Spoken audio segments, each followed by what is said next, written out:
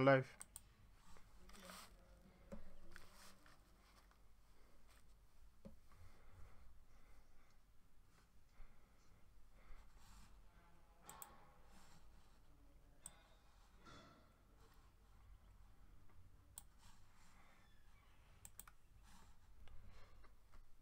Hello there guys, Nene Msu here from the Crypto Doctor, and in today's video I'm going to be talking about market crashes and what you should do during this process, or what you could do to keep yourself protected, if that's what you call it in this case.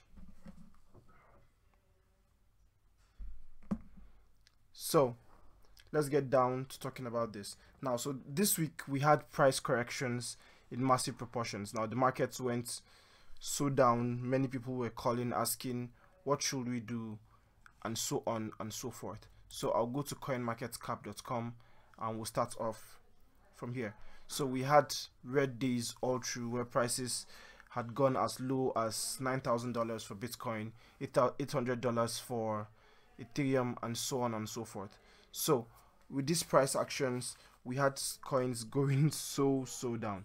Now as you can see, the market has since recovered a bit and we can see gains running back into the markets. Now what do you do during the next market crash or the next market movement downwards, like the one that happened in this one? Now we will continue to see possible price movements in this way when we have market cycles. Now you have to understand market cycles in connection with holidays that are generally seen around the world. Now this is an example.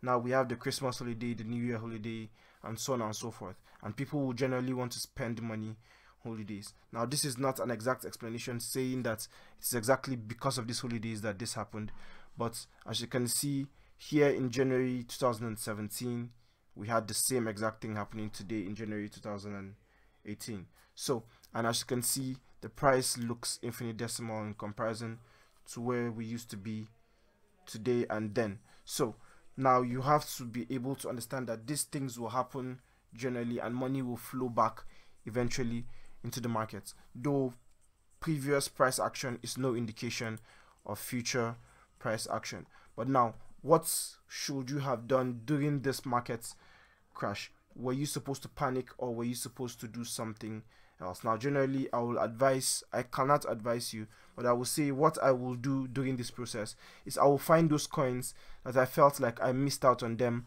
when they were $1, and I will have bought them for 50 cents, and as you can see, already 12% up, and your portfolio will be looking a lot better. Now you do not want to be selling coins at a loss, because if you sell your tokens at a loss, then you automatically just took the loss in Satoshi valuation or dollar valuation, whichever one you look at your tokens in. So generally people say buy the dip.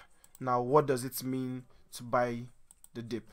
Do you just buy at any price that feels comfortable? No. Now I'll explain what it means to buy the dip in few words, or in the best way possible that I have found. Now buying the dip generally means buy it when the price comes to a level like this, levels that you are looking at. Now do not just buy the price because you feel it's a dip, but buy the price because it is a significant level, possibly with market analysis. Now from previous market analysis that I've made on this channel, you can check them up. I've had this line set up, and if you wanted to check up on which levels to use, you could have just gone and checked up on those videos and will have seen these lines. As you can see, the market exactly reacted to my 9,400 price level before making a bounce up of around the 5% move, and the same thing in proportions around the whole markets, where prices have bounced back dramatically. Now if you had felt like you missed out on Ethereum and you were thinking of FOMO buying up here, this dip was a possible good entry level and posed less risk to reward, because eventually you'll be buying at a price cheaper than what it used to be. And since we know from trading, the law says that the price action will move back at least half of its former price action, which we can see happening here with Litecoin. a bounce down to the support level that I was looking at, and then a move back up at least half the position. And you can see this in massive proportions happening around the whole market. So don't just buy price falls, but buy levels that you are looking at, and then have also a trade plan what to do when these levels seem to be broken or when these levels don't hold, and so on and so forth. And try dollar cost averaging when you buy into markets in this kind of situations. And this is the way to make money as a cryptocurrency trader, because there is no magic around it but to just what, make a plan, follow the plan, and live by the plan. Never break your plan.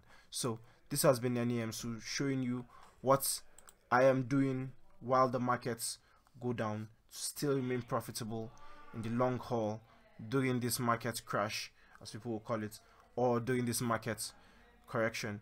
Hopefully this is the end of it, and we will see green days coming ahead until possibly the end of the year, as we may call it.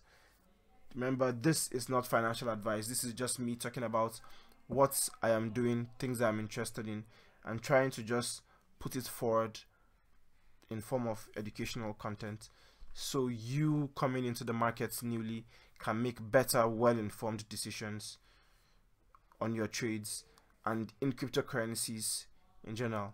Thank you very much for making it a date with the Crypto Doctor, and I hope to see you on the next time. And if you like this content, do leave a like, and I'll see you on the next one. Peace out.